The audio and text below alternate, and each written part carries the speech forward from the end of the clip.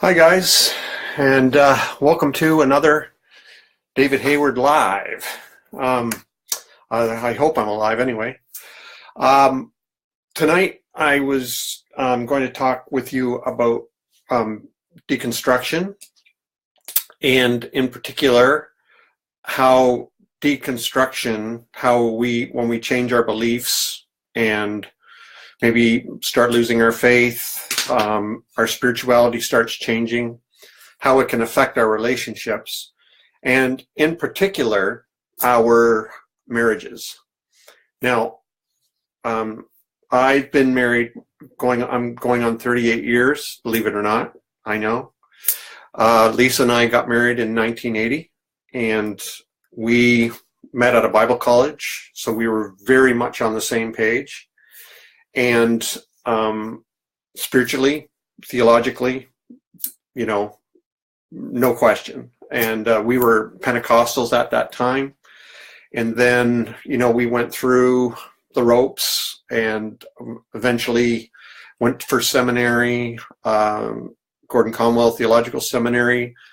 And then from there went into the Presbyterian Church. And then from there, after many years, we went into the Vineyard Church. And then I started deconstructing. Well, I think I've deconstructed pretty much my whole life, but from there, I really started deconstructing. And then in 2009, I had a powerful dream that changed everything and sort of gave me a unifying spiritual experience that gave me peace of mind and put everything to rest theologically. And then within the year, like the next year, I left the ministry. And then another kind of deconstruction took place. So in my opinion, there's two kinds of deconstructions. One is theological, and that's where you start changing your beliefs. And the other kind is ecclesiological. That is where you change your relationship with the church. So I'd undergone both. I'd not only experienced a complete deconstruction of my beliefs and experienced a profound peace of mind in 2009, May 9th, 2009, I remember the day. But then I started to experience a deconstruction in my relationship with the church. And in 2010, I left the ministry and left the church. Now, I visit churches now and then. It's not that, it's just that I don't have my name on a membership roll anywhere, and I don't know how easy it would be to do that.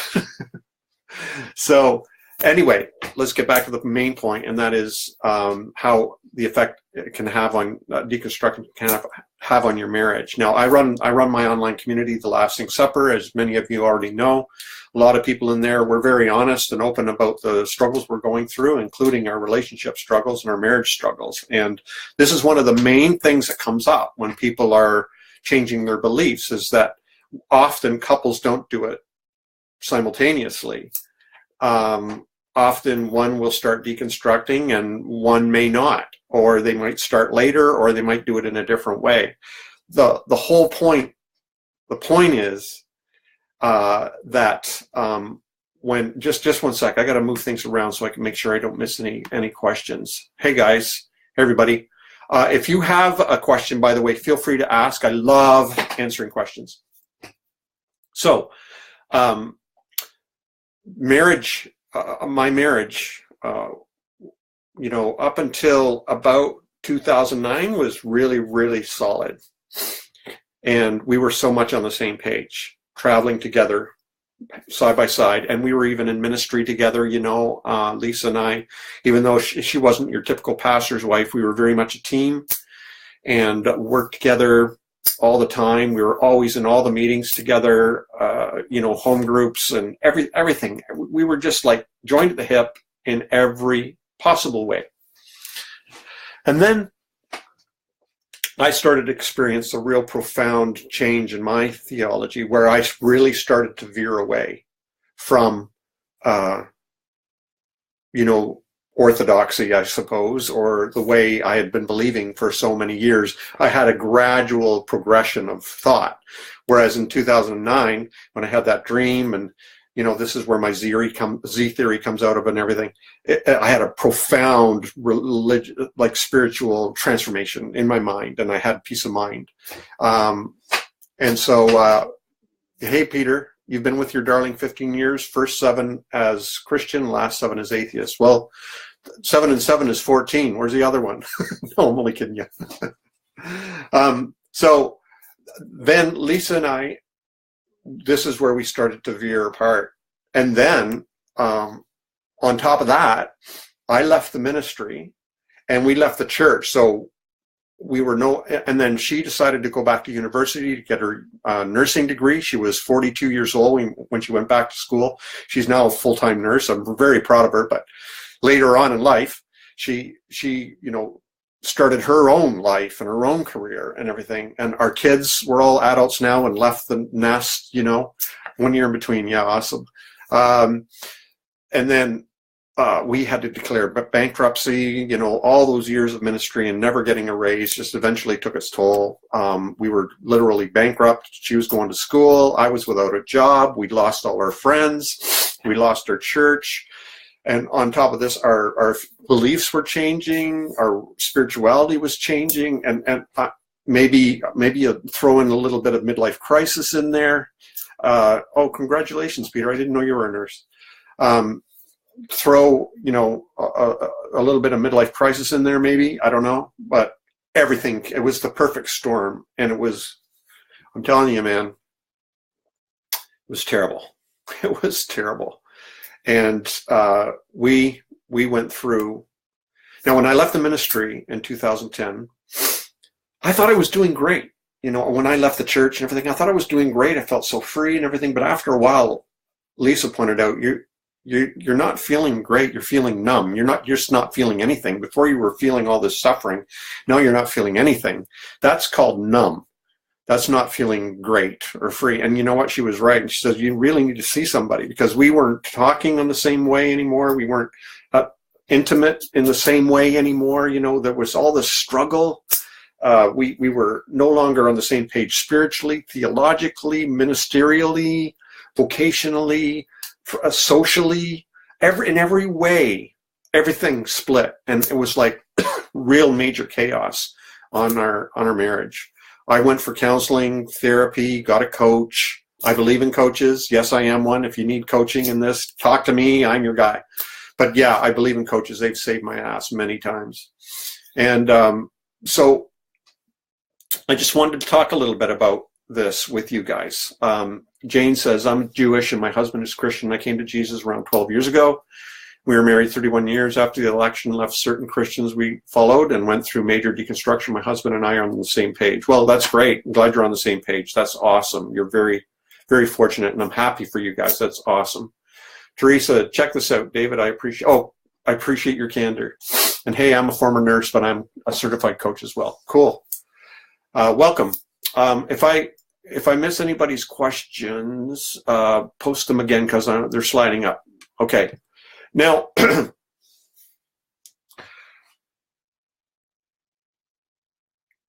I have different advice for you rather than what you usually hear from Christians or the church or religious people or conservative or whatever, where they say, you've gotten off the rails, you need to return to the right path and restore your marriage.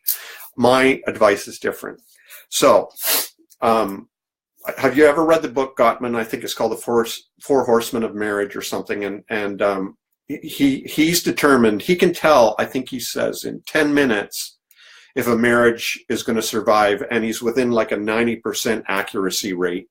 And you know what the one ingredient is? If he sees it in a couple, in the relationship with a couple, that one ingredient is that he can tell it's going to kill their marriage. And he's usually like over 90% accurate.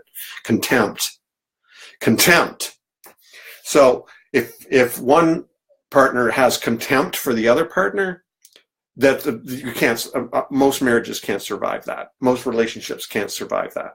That's kind of rolling your eyeballs, disgusted with their opinion or whatever, or them, and contempt. Most relationships can't survive that. So what's really important is to avoid that. If you want to stay together with your spouse, if you and your wife or husband want to stay together, don't go there. Don't go to the contempt way. Don't think you're better than they are. Okay? Obviously, as soon as you start thinking you're better than them and you're disgusted with them or have contempt for them, no way, it's not going to work. It's not going to work in any situation, but especially under a stressful situation, it's not going to work. Am I right? Of course I'm right. So if you feel contempt for your spouse, how are you going to survive that? Or if you have contempt for your spouse, how is she or he going to survive that? It's impossible. So I gave you an outline of my difficult trail, and Lisa and I, let's say for 30 years, we're doing awesome, unquestionable loyalty, and everything, totally on the same page, joined at the hip. And then all of a sudden, with deconstruction, theological and ecclesiological, we started to experience this split, and we were becoming, instead of one team, two teams in a way. Instead of living one life, we were living two lives. Now, some people might say, you were too enmeshed anyway. You needed to individuate. Yeah, I think there's some of that in there somewhere, but we had to totally learn all over again how to relate to one another. Now, I'd received a lot of advice from people. Do what makes you happy. I'll admit to you, there were times when I didn't know if I wanted to be married anymore. I didn't know if I felt trapped, and I felt we were so much on different pages. I just didn't, we were like ships in passing in the night, and there was no connection. There was no relationship. It didn't feel like, and I was experiencing all this confusion, and I'll admit there were times I just didn't feel like being married anymore, and nothing personal. Like, she hadn't done anything to hurt me. It was just that we weren't experiencing the same level of intensity and relationship that we had before. Okay. And now listen, I want to give a disclaimer right here. Sometimes when people go into deconstruction, they realize that they weren't in love in the first place. A lot of marriages, I've seen this. A lot of my friends, when they start experiencing deconstruction, when they're changing their beliefs and everything, and their marriages start experiencing some turmoil, they realize, you know what, I'm not in love with this person anymore. I don't even know why I married her or him in the first place. A lot of Christians get married under pressure, or just to have sex, or there's prophetic words that they should, or there's all this talk about you should never get divorced. You have to stay married until you die. All this kind of thing, right? But then some people enter into a changing of their beliefs and everything, and then they I haven't been in love with this person for years. There's nothing there. And then they divorce. And, okay, that's fine. I'm not judging you or nothing. That's just a disclaimer. I totally see that happening a lot. But if you, if you think you still love your spouse, okay, you're not sure. I know, I've been there. You're not sure, but there's nothing she's done to hurt you or he's done to hurt you. And there, you remember the love you had fondly, and you don't want to make any rash decisions when you're confused. That's good advice, by the way. That's good advice. Write it down. Don't make a decision when you're confused. Okay, wait till clarity comes. And that's what I did. Instead of listening to some people saying, hey, you got to do what makes you happy. Follow your heart. I knew somewhere deep down I was going to regret that one day I would end up as an old fart in a, one-bedroom apartment, stirring craft dinner with a cigarette and a scotch or something, all by myself, and my kids and my wife have abandoned me, or I've abandoned them, and no friends. I had this picture in my mind. I thought, oh my God, I don't want that. And I recalled the love Lisa and I had, and fondly, and longed for that intimacy with her again. And, I'm not talking sex, guys. I'm talking relationship, okay? And I just longed for that again. So I knew, okay, I can't make a decision right now. I'm confused. Things are dark. I got to wait until there's some light and clarity, and then I'll make a decision. And then Lisa and I just kept talking things through.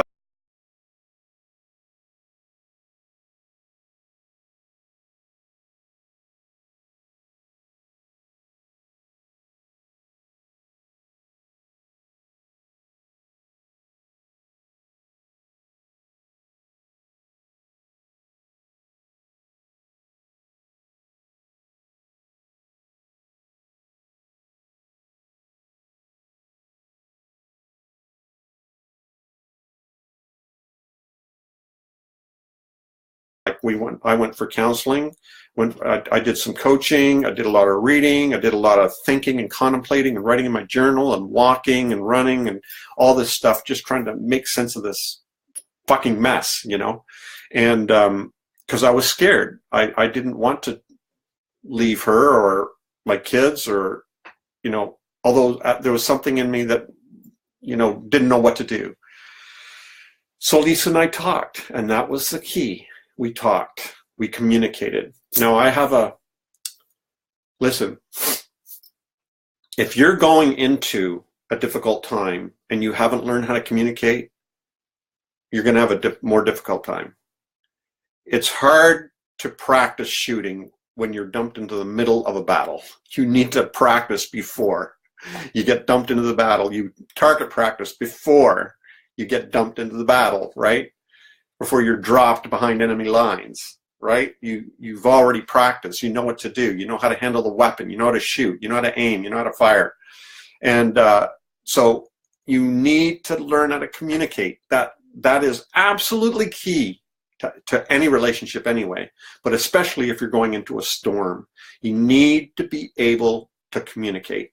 And that's something that Lisa and I have done. We've done a lot of counseling together. We've done a lot of marriage encounters together, and marriage retreats and workshops, and talking and reading good books like Passionate Marriage, and all these kinds of books on relationship and communication skills and listening skills and all. Like we were dedicated and devoted and committed spouses, and so we were doing the work, and so we already knew how to communicate. But now we had to sit down at a different kind of table and renegotiate our relationship. I'm telling you, man, it was hard. It was really, really hard to renegotiate our relationship. Why do we love each other? Do we love each other because we believe the same things? Or do we love each other because, are we staying together because we love each other? Do we love each other just because we are awed by the mystery of that person and the depth and the beauty of that person? Is that what keeps us together? Is it compatibility of beliefs, or is it love? And we decided it's love, and we had to say, okay, maybe we were a little enmeshed before, where everything we did was together. We did nothing apart, not even thinking, and we needed to learn how to relate to one another as individuals. And if you have any questions, ask me. I'm going to answer them, okay, as best I can. Now, I know it's a weird thing. A lot of my followers, I've got a lot of weird followers, because a lot of my people who read my stuff or see my cartoons or anything don't want anybody else to know that they do it. So it's like I'm bad medicine, and they're afraid to let people know. Like, they don't want to like anything I do, even though they message me and they say, I love your cartoon today, I just can't like it, or else everybody will know I do, and then they'll get on my case. Could be the same here, where you don't want to ask a question because you're afraid of who will see it. I get it. Because we're dealing with intimate stuff here, right? We're dealing with our own personal spiritual things, and being raw and getting metaphorically naked together, right? Being vulnerable with each other. So Lisa and I had to sit down to the renegotiating table, renegotiate how we relate. We had to learn how to relate all over again, and learn how to talk, and learn how to be together. And because we decided it wasn't compatibility of beliefs or spirituality or, interests or activities or, all hobbies or all these kinds of things that brought us together. What really brought us together, or kept us together, was love. We knew that. And I remember we went through really difficult times when Lisa would ask, how do you pray? My dog's barking. I'm wondering if somebody's here. How do you pray? What do you do? And I felt these triggers go up. Like I didn't know how to answer that, right? And I had to, we had to navigate those very, very difficult discussions of how we pray, or do we believe in God, or do we believe in Jesus anymore, or what about the church, or are we going to go to church, or what are we going to do about fellowship, or what are we going to do about community, and all these kinds of things, right? Really, really difficult. Oh, here's some more questions. Really difficult conversations. So I have some questions here, but we went through those conversations successfully, and now we're doing great. I just want to let you know that now we're doing great. And it was a couple of rough years, though. That was in 2009, 2010. It's 2018 now. There was a couple of years there that were really rough, and we didn't know how it was going to go. And now we're doing great. And we're still having to learn how to negotiate, how to relate to one another, how to converse and everything. So let me just look at some of these questions right now. Hey, Frederick. Just a sec. Let me see if somebody's trying to rob my stereo. One sec.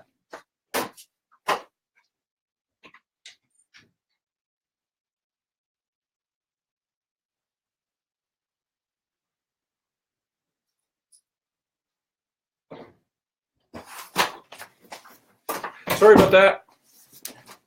I think a deer was on my deck. My dog was barking at it. Let me look at some of these questions. My wife and I deconstructed almost imperceptibly. I think our relationship survived because we talked about the process every day. Yeah, Jeff. Yeah, absolutely. Jeff and I have been friends on Facebook for a long time. But yeah, it's important to talk every day. In fact, I have one book here. Let me just get it.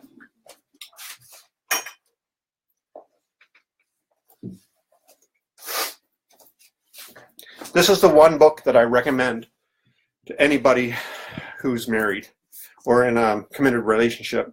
Passionate Marriage by David Schnark. Let me see. You see that? Take a screenshot. There you go.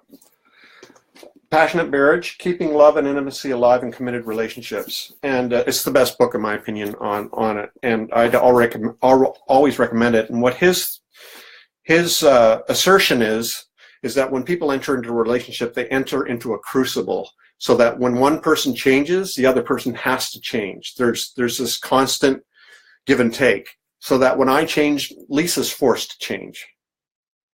Because if she doesn't somehow learn how to adapt to my change, then it creates division, eventually separation, and eventually divorce. So when when one partner changes, it forces the other person to adjust, right? And make some changes and compromises and things like that. So that's the whole point, is navigating those transformations, personal transformations, and translating that into the relational transformation too. So any other questions here? Peter, fortunately for me, my beloved wasn't a Christian. When I left religion, it was fine by her. She's a karma spiritual, not religious girl. We get along better than before. She thought I was too religious before, now too non-religious, but that's okay. Yeah, see, so we can, Peter's like, here or there. He was once too religious, now he's too unreligious, and, but somehow they make it work. And it's the same with Lisa and I. We're not on the same page spiritually. We are in the big picture, but when it gets down to the fine print, no. But the theme is we're on the same page.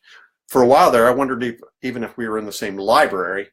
Now we're in the same book, the same page, and because we're taking a bird's eye view, a total picture of the whole scene, and see that, the way she describes reality and the way I describe reality, it's just words.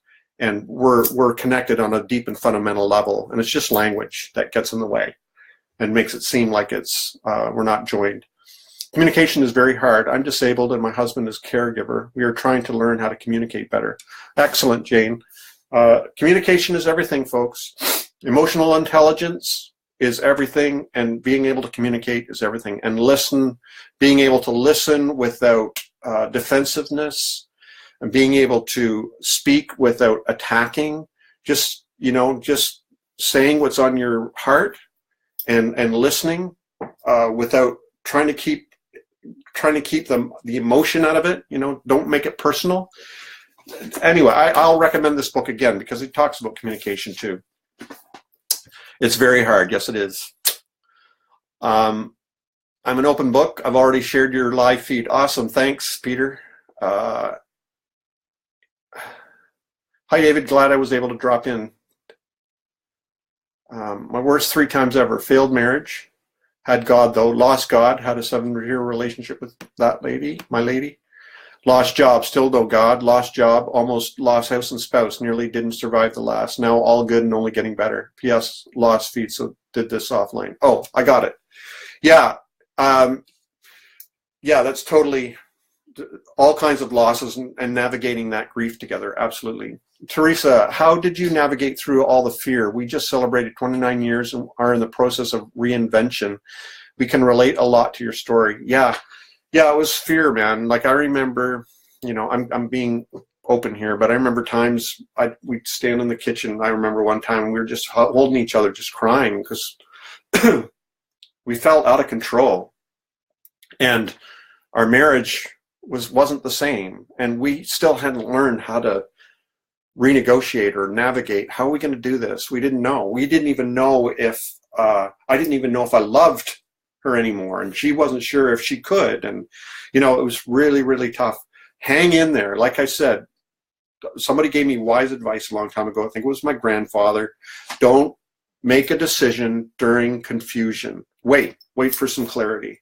Just notice I have 16 of my Facebook friends who are following you. Wow, that's a lot.